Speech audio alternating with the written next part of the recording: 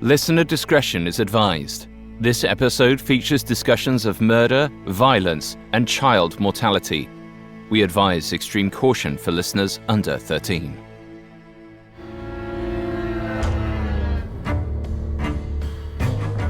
South Africa in the late 1800s was a wild frontier, a time of discovery, risk, lawlessness, and cruelty. As families from Great Britain swarmed the area searching for gold and land, it seemed like anyone could get away with just about anything. They didn't care that they were stealing land and resources from the native population. After all, many of them believed they were intellectually superior to the locals of the region, and they felt they had a higher moral compass. But one white woman proved them wrong when she gave up a promising nursing career to become a housewife and a part-time killer.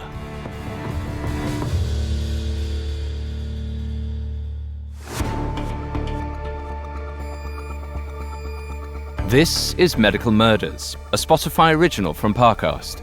For decades, thousands of medical students have taken the Hippocratic Oath. It boils down to do no harm, but a closer look reveals a phrase much more interesting. I must not play at God. However, some doctors break that oath, choosing to play God with their patients, deciding who lives and who dies. Each week on Medical Murders, we'll investigate those who decided to kill. We'll explore the specifics of how they operate, not just on their patients, but within their own minds, examining the psychology and neurology behind heartless medical killers. I'm Alistair Murden, and I'm joined by Dr. David Kipper, MD. Hi everyone, I'm Dr. Kipper, and I'm here to provide Alistair with some medical insight into our case of Daisy de Melker. She was a South African nurse who specialized in wills and poisons. You can find episodes of Medical Murders and all other Spotify originals from Parcast for free on Spotify. Just open the app and type Medical Murders in the search bar. This is our one-part episode on Daisy de Melker, South Africa's first female serial killer. Trained as a nurse, Daisy took nearly as many husbands as she did lives. By the time she was caught, she'd even killed the one person she loved most in the world. Today, we'll follow Daisy's origins as a first-generation South African colonist. We'll hear how she wrestled with twin impulses, being an independent, ambitious nurse and a loyal housewife. It was this internal conflict that wrecked the lives of every man she pulled into her clutches. But Daisy maintained her innocence until the bitter end. All this and more coming up. Stay with us. If you're obsessed with true crime, cults, or conspiracy theories, I've got the perfect show for you. Conspiracy Theories, Cults, and Crimes is a new weekly podcast from Crime House and Pave Studios that dives into the darkest corners of human behavior. Every Wednesday, we uncover the true stories behind the world's most shocking crimes, deadly ideologies, and secret plots. Follow Conspiracy Theories, Cults, and Crimes on Spotify. I'm Allie. I'm Nat. And we host the podcast Let's Get Haunted, where getting haunted is more than just a hobby. It's a lifestyle. Join us to learn more than you ever thought possible about ghosts, cryptids, cults, conspiracies, aliens, internet rabbit holes, and the answers to some of life's most haunted questions. Like, how many Benadryl does it take to see the Hat Man? Can an audio frequency really summon a UFO? Did Teddy Roosevelt shoot a Bigfoot? Did Epstein kill himself? Nope. Did the early pilgrims turn into trees? And did an alien upload a selfie to 4chan? Join us on Spotify every Wednesday at the witching hour, and be sure to subscribe to us at Let's Get Haunted.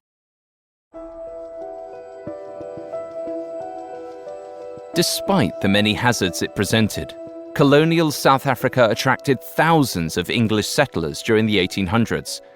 However, no town screamed the Great Frontier quite like Seven Fountains, which occupied an inhospitable landscape in today's Eastern Cape province. One of the families to arrive was the Hancorn Smiths, who had plans to start a dairy farm. Once they settled, they did what many families did at the time: produced as many offspring as possible. Among their 11 children was a girl named Daisy. Daisy Hancorn Smith was born on June 1st, 1886. From an early age, her acute intelligence separated her from the pack. But in Seven Fountains, Daisy's smarts couldn't protect her from everything. Illnesses like malaria ran rampant in the South African frontier, where many settlements had no plumbing and sanitation conditions were poor. On top of that, quality medical care was hard to come by. As Daisy grew up, she likely saw family members and neighbors suffer from disease. A lack of sewage, sanitation, and disposal can be a big catalyst for illness, as it creates a hotbed for bacteria, viruses, and harmful parasites. This would have been particularly dangerous at a time when things like cholera and typhoid were so devastating and often lethal.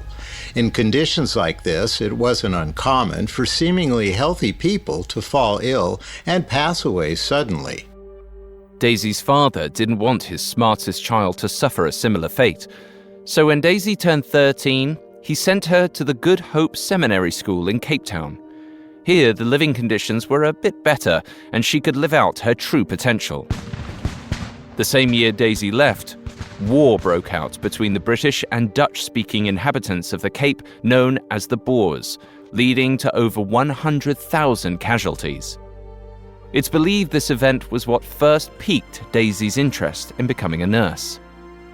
In 1903, at age 17, Daisy wrapped up her primary education and enrolled in nursing school. During a visit home, she crossed paths with a young British Army employee named Bert Fuller. It was essentially love at first sight. The two began a torrid romance as Daisy continued her schooling. Bert had a lot of potential as a long-term partner. He earned a decent income, and as a soldier, the government provided him housing equipped with a full staff. Suffice it to say, Daisy found Bert's livelihood appealing. But she was torn between two paths. She could either stay in school, or she could start a family.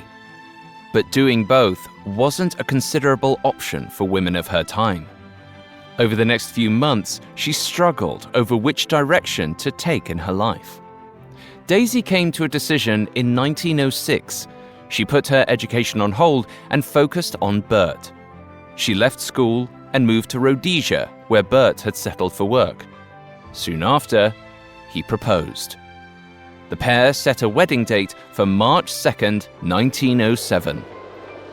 But prior to their nuptials, Bert was reassigned to an extremely hot, remote area of modern-day Zimbabwe near Victoria Falls. To Daisy, it seemed even worse than her frontier childhood in Seven Fountains. She couldn't imagine living there for the foreseeable future. By the end of the year, she told Bert she changed her mind. She wasn't calling off their marriage yet, but she did delay their wedding from March to October. In the meantime, she was going back to school. Bert supported Daisy's ambitions. In early 1907, Daisy headed south to Johannesburg to get her nursing degree at a teaching hospital. She arrived after days of traveling, but before she could settle in, she received a troubling message. Bert had come down with a serious fever. Worried, Daisy boarded a train to Victoria Falls to see her ailing fiancé. When she arrived, Bert was in awful shape, and his condition was only getting worse. Doctors claimed he was dying from blackwater fever. Blackwater fever is a set of symptoms rather than a disease in and of itself. It comes from a systemic interaction between the Plasmodium falciparum parasite, which causes malaria, and quinine, which was once an anti-malaria treatment. Symptoms include fever, anemia, acute kidney failure, and dark-colored urine, hence the condition's name. Because this malarial parasite invades the red blood cells, quinine and its derivatives were meant to destroy it at the source. Unfortunately, this caused a lot of collateral cellular damage throughout the body, and the waste material from that got passed through the urine, giving it a dark red or even black color. Malaria-related deaths were likely something Daisy saw a lot of in her life, and seeing her fiancé suffer from it must have been especially heartbreaking. Daisy tried in vain to nurse Bert back to health. But before their wedding date arrived, Bert died. Daisy mourned him and the future they imagined together, but she knew she couldn't wallow in despair forever. The 21-year-old Daisy returned to school and earned her degree before the year was up. Right before she became a practicing nurse, Daisy received another telegram about Bert. This time, it was good news. While they'd never married, Bert still left her a generous sum of £95, about a half-year's salary. For the first time in her life, Daisy was financially independent. She took some time off, but knew the funds wouldn't last forever. Eventually, she got a nursing job in Johannesburg. Daisy arrived at her first shift feeling somewhat prepared. She'd already aided her dying fiancé on his deathbed. This also helped her to empathize with the grieving widows she encountered. She was always known to be smart, but now, Daisy displayed an emotional intelligence that seemed unparalleled. For a few months, she poured herself into her work, but she still had a lingering desire to find love. And she found it in 1908 when she met 36-year-old William Alfred Cowell. Alfred was impressed with Daisy's independent nature, and Daisy was mostly taken with her new beau's income. According to the journalist Marilyn Z. Tomlins, Alfred was a municipal plumber for Johannesburg, a city no older than 22-year-old Daisy. So it was up to workers like him to maintain the city's sewage system. It was a major undertaking, but the paycheck more than made up for its hardships. Much like in her prior relationship, Alfred and Daisy got engaged quickly. On March 3, 1908, Daisy Hancorn Smith became Daisy Cowell. As hard as Daisy had worked to become a nurse, she again decided to put her career aside and start a family. The couple bought a house in an underdeveloped suburb of Johannesburg, but the living conditions weren't far off from the hometown Daisy spent her youth in. Due to sanitation problems, disease ran rampant, which may be why Daisy and Alfred faced so much heartbreak over their next 7 years together. Tragically, all 5 of their children suffered from a range of illnesses. Some symptoms were clearly diagnosed as liver problems, but others were a mystery. Their son, Rhodes Cecil Cowell, was the only one of 5 children to survive. From the moment he was born in June 1911, he was the light of Daisy and Alfred's life. But around 1917, Alfred experienced his own bouts of sickness. He suffered from a weak stomach, fever, and muscle spasms. More often than not, Daisy's cooking didn't agree with him. To cope with his symptoms, Alfred turned to pharmacist-made syrups and other fad medications. Old wives' remedies were especially common in places where proper medical care was hard to access. In the absence of scientific understanding, people can unfortunately come to rely on anecdotal evidence for solutions to their ailments.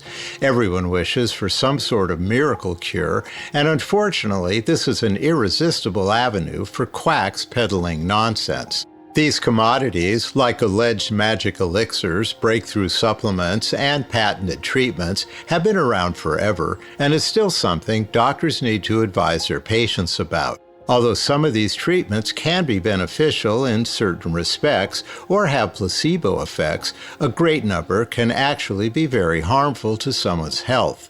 Some historical examples were the use of arsenic for weight loss, radium ingestion, and colonics for those with bowel issues. I once had a patient who was convinced that putting a red potato up her rectum would cure her constipation. Unfortunately, all this red potato did was turn brown, and she needed to be admitted to the hospital for emergency rectal surgery. Although this particular woman was stubborn, it's always a good idea to talk to your doctor before changing or forming your own treatment plan. Except Alfred was hesitant to consult with a doctor. He claimed real men didn't seek the help of medical professionals for things like insomnia. Alfred was likely in denial. His condition expanded well beyond not being able to sleep. His stomach pains got so bad that Daisy begged him to schedule an appointment. He finally agreed and set one for a Friday in January 1923. But the day before meeting the doctor, Alfred took a turn for the worse, and Daisy seemed to be just as shocked as everyone else.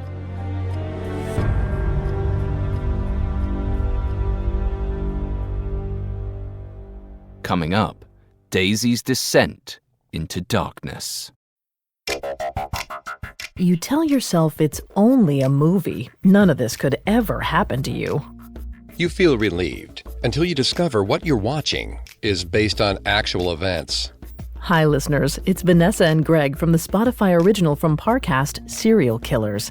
In our Halloween special, Real Horror, we're spotlighting 3 of the most iconic horror films of all time and telling the terrifying true stories that inspired them.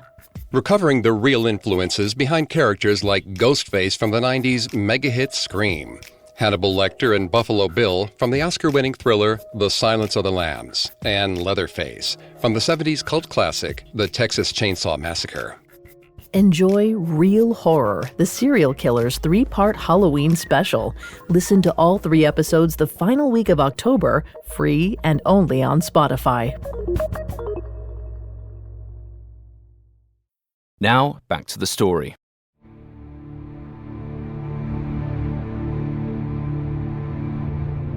Daisy Cowell was an ambitious nurse who put her career aside to start a family with her husband, Alfred Cowell. But by 1923, Alfred faced inexplicable health issues, and the quack medications Alfred used to treat his symptoms seemingly did more harm than good. While Daisy had helped administer many of those concoctions, she eventually convinced Alfred to make an appointment with a doctor. The day before, Alfred's stomach cramps became so severe he couldn't get out of bed. His symptoms snowballed into nausea, constipation, and confusion. Daisy watched as her husband screamed and convulsed. While anxiously awaiting the doctor, Daisy gave Alfred some Epsom salts mixed in water as a laxative, just in case something was upsetting his digestive tract. The physician told Alfred it probably wasn't serious and he just needed to sleep it off. He wrote a prescription for a sedative and left for the night. Hours later, Alfred was blue in the face and foaming at the mouth. By morning, he was dead. The doctor who'd been called in as Alfred died was astounded by how fast the patient had declined. So astonished, in fact, that his feelings mounted into pure suspicion. He called for an autopsy the very next day. There, the coroner found evidence of nephritis and cerebral hemorrhage, more commonly known as a stroke. He listed this as the cause of death and ruled out any chance of foul play. This could be a huge oversight, considering severe strychnine poisoning can also cause severe damage to the kidneys and cerebral hemorrhaging. Nephritis is a condition normally caused by infection, disease, or genetic issues in which the kidney's tissues become inflamed and unable to properly filter waste from the blood. Just like acute strychnine toxicity, without treatment, nephritis can result in kidney failure and death. Aside from the apparent renal failure, though, Alfred's blue face leading up to his death might have indicated strychnine's cyanotic effect, and his foaming mouth could have been a further marker of the poison. It would have also been important to note the rigidity and position of Alfred's body. Because strychnine interferes with nerve signals in the brain that regulate muscle contraction, it can actually leave people in locked or contorted positions past the point of death and pretty long afterward. It's odd that an already suspicious doctor wouldn't pursue their gut feeling and request a toxicology test just to be sure. But as far as the police were concerned, the case was closed. Alfred was laid to rest the following day. Once again, history repeated itself for Daisy. She grieved her loss while learning her husband had left her nearly £1,800 about 19 times what she'd inherited from Bert. Again, knowing she couldn't live off the inheritance forever, Daisy started to look for work in 1923. After all, she now had a 12-year-old son to care for on her own. But by this point, her education was outdated. The only job she could land was a low-paying position as a porter in the nearby Children's Memorial Hospital. Still, she enjoyed the work and felt she was doing something good with her time. But she may have had guilt about leaving her son at home by himself, because she spoiled Rhodes to a fault. Even when Rhodes failed out of school as a teenager, Daisy felt he was nothing short of perfect.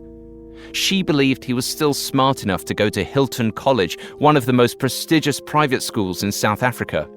Apparently, she used their inheritance to try and buy his acceptance. And it worked. For a little while. After just 1 year, Rhodes flunked out and was back to square one. But Daisy didn't give up on him. Instead, she paid for her 16-year-old son to attend trade school. She thought he might make a decent plumber like his father. And for a while, this path stuck with Rhodes. But by 1926, Daisy had wasted a good portion of her life savings on his education. Now her meager salary could barely keep them afloat. Plus, with her son in school, she was even lonelier than before. She felt there was only one thing left to do: find another husband. She wasn't on the market for long before finding the roughly 50-year-old Robert Sproat. To say Bob felt familiar to Daisy would be an understatement. He was almost a carbon copy of her late husband. They were both municipal plumbers for Johannesburg, and it's even possible they had known each other. Like Alfred, Bob was wealthy. He'd made smart financial decisions and never had a family to provide for. While he enjoyed frequent trips to England, expensive clothes, and his own car, he still earned more money than he could spend. Which was exactly what Daisy liked in a man. It's impossible to say why Bob hadn't settled down before, or why Daisy was the one to change his mind. But the two got engaged after just a few months of dating. During the course of 1926, Daisy Cowell became Daisy Sproat. Bob moved out of his bachelor pad and into Daisy's house. However, their marital bliss was disturbed whenever Rhodes was home. He resented sharing his mother with another man. Likewise, Bob thought Rhodes was spoiled. The tension was palpable whenever the two were together. It turned out Bob's similarities to Alfred didn't end with his career. In 1926, Bob also developed a weak stomach, suffering from cramps and indigestion. And Daisy, ever the dutiful wife, played nurse. Then, on one spring day in 1927, Bob collapsed, claiming he was suffering excruciating pain in his side. He pulled through, but during that summer, the pain flared up repeatedly. In October, Bob had his most serious attack to date. As he screamed in pain, Daisy feared the end was near. Again, she found herself by a dying husband's bedside. She sent for her brother-in-law, William Sproat, so he could say his goodbyes. But by the time William arrived, it looked like Bob was improving. Then, one morning, as William sat by his brother's bedside, Daisy casually brought up the subject of Bob's will. She'd just remembered he hadn't updated it since their marriage. William was speechless. Bob's will certainly hadn't been at the forefront of his mind, but he did recall his brother saying he wanted Daisy to be taken care of after his death, so William went along with it. Daisy retrieved the necessary document and handed it to an ailing Bob, who used his weak grip to sign off on the new draft. Now it was official. Daisy would get everything. Any uneasy feelings William had likely dissipated as Bob recovered. Eventually, he seemed to be doing so well that William packed his things and returned home. For about a month, things in the Sproat household went back to normal. Bob appeared healthy, although he was still dealing with his standard stomach issues. Then, November rolled around. On a hot, lazy Sunday, Bob was relaxing in the living room when he asked Daisy to fetch him a beer. She brought it to him, then returned to the kitchen to fix lunch for him and Rhodes. When Rhodes came in to eat, he found Bob passed out on the sofa. His stepfather was pale and covered in sweat. Daisy emerged from the kitchen with a look of shock on her face. She immediately called a doctor who, after assessing the patient, determined he'd had a stroke. A few minutes later, Bob was dead. The doctor believed Bob had also died of cerebral hemorrhage as well as arteriosclerosis. He signed a death certificate without a second thought. It's unfortunate that Bob wasn't given an autopsy, especially since, again, stroke can be a symptom of strychnine exposure. Arterial sclerosis is a disease involving the narrowing and hardening of the heart's blood vessels over time due to a buildup of cholesterol-based plaque. This condition would have made any poisoning scenario worse, but wouldn't result from it. Still, it's a wonder that no one saw a pattern forming. Perhaps the only person who did see the pattern was Daisy herself. Others only saw a 41-year-old widow grieving the loss of her second husband. On November 8th, Bob was buried in a grave right next to Alfred. William, who attended his brother's funeral, was more suspicious of Daisy than ever. He planned to confront her, but after watching her sob, he felt it wasn't the time nor the place. And for reasons unknown, William kept his suspicions to himself even after Bob's affairs were settled. In the end, Daisy made out with over £4,500, more than double what she'd inherited from her first husband. Now, with only one man in her life, Daisy went back to spoiling Rhodes. In the summer of 1928, she took him on a 3-month trip to England. While abroad, she bought him an expensive motorcycle and arranged for it to be shipped all the way back to Johannesburg. Rhodes loved the bike and even learned to maintain it on his own, finally finding something he was passionate about. But it came at a huge cost. Within a year, Daisy spent a huge chunk of the inheritance on Rhodes and his new hobby. To make matters worse, he flunked out of his trade school. Daisy lost all hope he'd ever be able to support himself or her. Daisy grew bitterly disappointed in Rhodes. He'd done nothing but squander every opportunity she provided. Over time, that disappointment festered into resentment. Their once close relationship fell apart, and over the next couple of years, their money slowly ran out. Finally, in 1930, Rhodes lucked into a job as a government-employed mechanic. The new position required him to move, so Daisy once again had the house to herself. Rhodes held on to this job longer than Daisy expected, but he spent much more than his salary allowed, which was less than £4 per week. He constantly asked Daisy for more money, which led to arguments. Still, Daisy missed her son. She visited him whenever she got the chance, and every time she went, she made sure to bring him a fresh batch of her delicious, signature, homemade cookies. Coming up, Rhodes pushes his limits, and Daisy strikes back. Now, back to the story.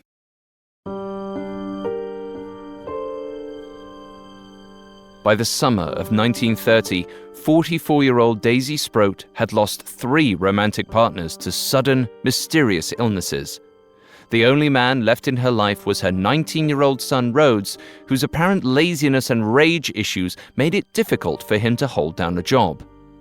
But even as their inheritance dwindled, Daisy made sure to visit her son as often as she could.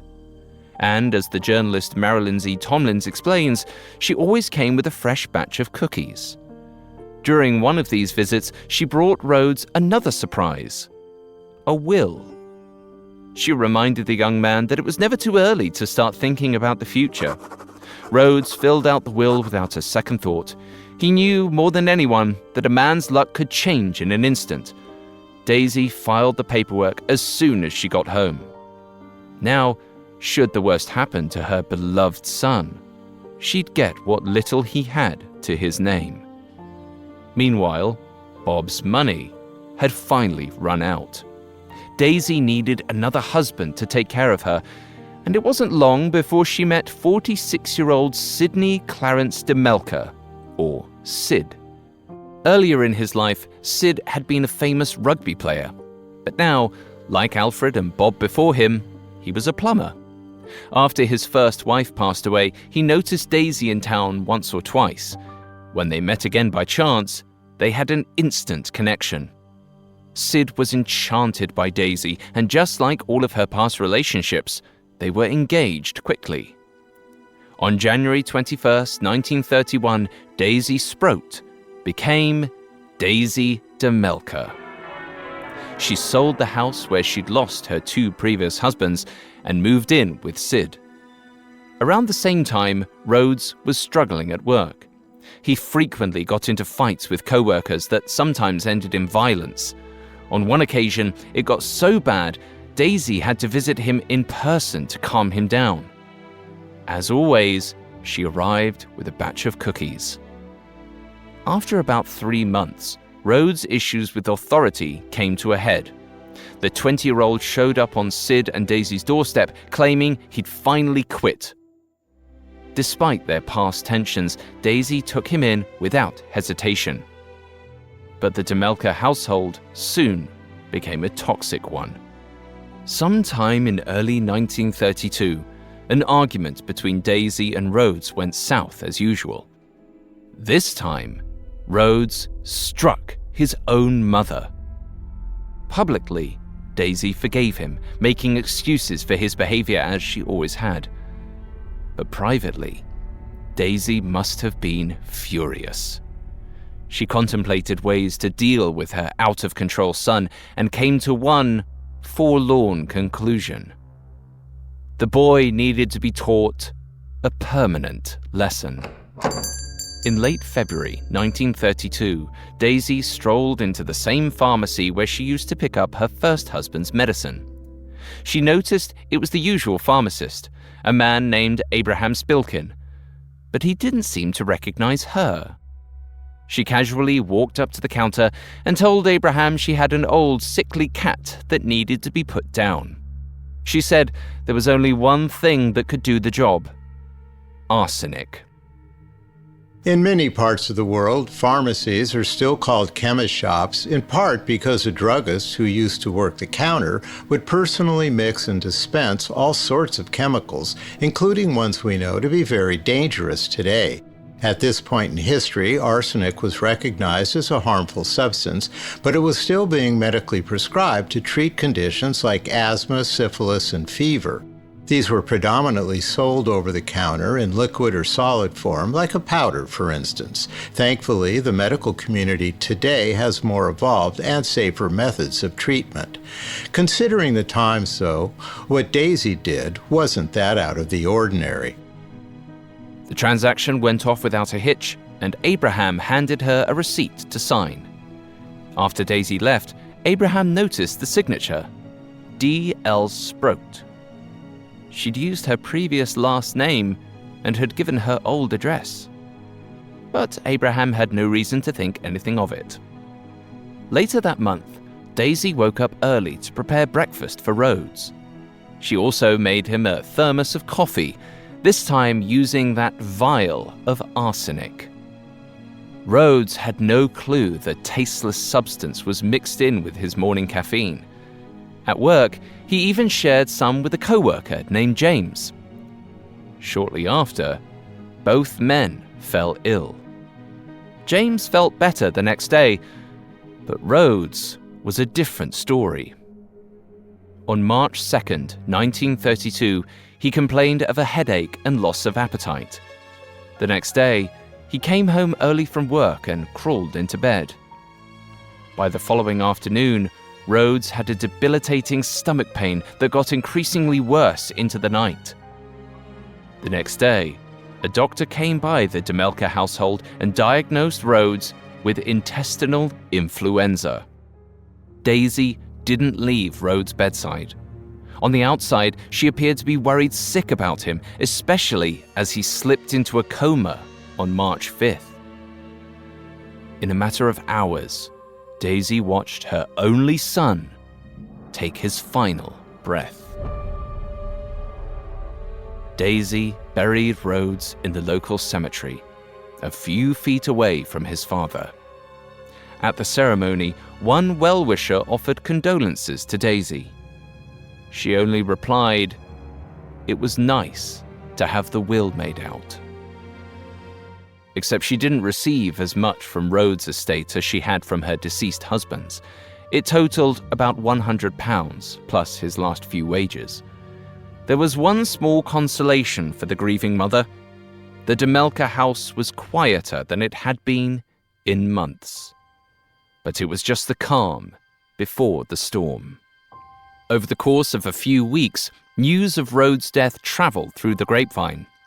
By April, it had reached Bob's brother, William Sproat. William had been harboring suspicion against Daisy ever since his brother's death, but he couldn't prove it.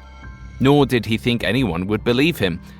But in light of recent events, he was certain Daisy had killed her past husbands as well as her own son. Which meant surely her current husband, Sid, was in danger. William contacted the police and shared his story. The police agreed to pursue the lead and got a warrant to exhume the bodies. From there, it was all downhill for Daisy. On the night of April 15th, Alfred, Bob, and Rhodes were pulled from the earth. Rhodes was the first to be examined because his corpse was in a shocking state. Even though he'd been dead for over a month, his body was still in exceptional condition. It appeared as if he was merely sleeping. While arsenic can kill a person, it's also known to slow decomposition after death. Arsenic solutions were actually the first forms of embalming fluids. This is because the poison kills bacteria involved in the decay or breakdown of a body. Rhodes' state should have been a telltale sign to detectives that arsenic was present in his system. Just to be sure, government analysts also tested Rhodes' hair and vertebrae for the toxin. Sure enough, they came back positive for arsenic. But Alfred and Bob's bodies told a different tale. Since they seemed to have decomposed naturally, analysts looked for evidence of other poisons, which didn't take long to find. Their bones had a pinkish hue, a known side effect of strychnine poisoning. Strychnine is naturally clear or crystal white, but it's so dangerous that some chemists dye it pink so it's not confused for anything else. This is for everyone's safety, and it also throws a hitch in someone's potential evil plans. The fact that strychnine leaves a visible trace in the body can make the cause of death easier to identify. Daisy didn't know it yet, but she was living on borrowed time. About a week after the autopsies, she had a neighbor over for tea while Sid began his day at work. Suddenly, there was a knock at the door. A detective stood on her stoop. He calmly asked Daisy if she would come with him to the station for a few questions. Daisy's blood ran cold. She knew her time was up, but there was nowhere for her to run. She followed the officer downtown. There, Daisy was charged with the murders of Alfred, Bob, and Rhodes. The first headlines appeared the day after Daisy's arrest. Those who knew Daisy were shocked. Many had viewed her as a widow with a tragic bout of bad luck, but now it was clear she was the cause of her misfortunes. Rhodes' co-worker James came forward and offered himself for testing. Authorities found both James's hair and Rhodes' thermos had traces of arsenic. After seeing Daisy's photo in the paper, Abraham Spilkin, the chemist who'd sold Daisy the arsenic, also came forward. He even supplied the police with Daisy's fraudulent receipt, which proved she'd been trying to cover her tracks. Daisy's trial began that October. Locals lined up outside the courtroom, hoping to sit in on the proceedings. 60 witnesses, including toxicology experts, spoke out against Daisy. However, she remained calm and poised throughout. Both she and Sid believed she was not guilty of the crimes. Despite the autopsies, the judge ruled there wasn't sufficient evidence to prove Daisy had poisoned her first two husbands with strychnine. But he did find her guilty of killing her own son. Daisy was sentenced to die by hanging. On December 30th, 1932, 46-year-old Daisy DeMelker was executed before a small crowd of prison guards. She maintained her innocence until the bitter end. Because Daisy was never psychologically analyzed, her true motivations have been lost to history. It's possible she felt trapped in her relationships, and while it's unclear if she also had a hand in her first fiancé Bert's death, she did gain an inheritance from him, Alfred, and Bob. However, she didn't have as much to gain from the death of her beloved son Rhodes, yet she still sent him to an early grave. Maybe the most baffling thing about Daisy is how long it took to commit her crimes.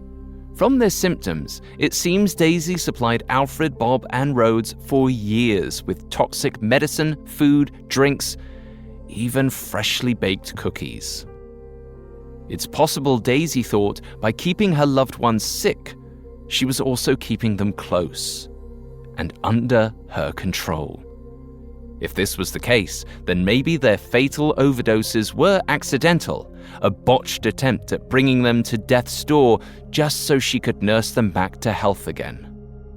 While we may never know what exactly went on in Daisy's mind, one thing for sure, Johannesburg was lucky she never made nursing a full-fledged career. On the other hand, to play devil's advocate, maybe this would have spared lives by keeping her out of so many people's wills. But then again, it's more likely her apparent evil would have slipped through in other forms or schemes. She seemed to be consumed by greed, and that's a recipe for disaster when someone's career involves taking care of others. Who knows how many lives such a twisted caretaker might have destroyed had things gone differently. Daisy's case caused a huge stir in the city of Johannesburg. She rattled the ideals set forth by British colonials in South African society, in no small part because of her own race, gender, and class. Many believed wealthy white women were the most harmless of them all, conformists with an unwavering moral compass. Daisy DeMelker clearly proved that age-old stereotype wrong.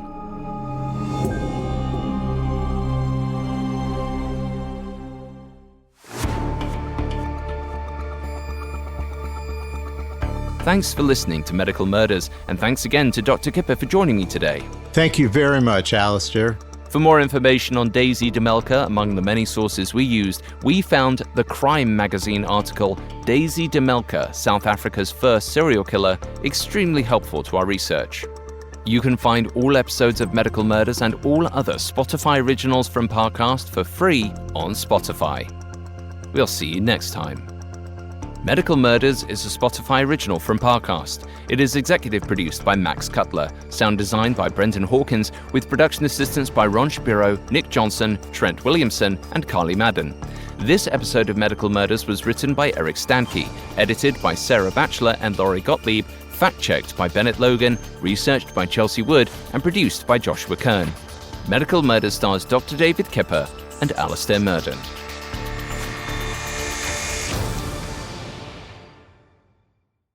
I'm Al. Allie. I'm Nat. And we host the podcast Let's Get Haunted, where getting haunted is more than just a hobby. It's a lifestyle. Join us to learn more than you ever thought possible about ghosts, cryptids, cults, conspiracies, aliens, internet rabbit holes, and the answers to some of life's most haunted questions. Like, how many Benadryl does it take to see the Hat Man? Can an audio frequency really summon a UFO? Did Teddy Roosevelt shoot a Bigfoot? Did Epstein kill himself? Nope. Did the early pilgrims turn into trees? And did an alien upload a selfie to 4chan? Join us on Spotify every Wednesday at the witching hour, and be sure to subscribe to us at Let's Get Haunted.